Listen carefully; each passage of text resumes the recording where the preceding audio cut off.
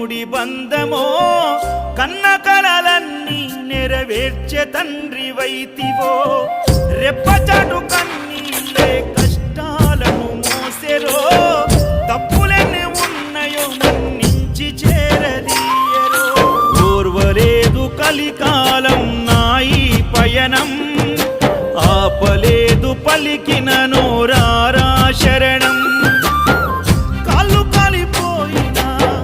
సీమునెత్తురొచ్చినా సల్లసెమటలు బట్టి సొమ్మసిల్లినా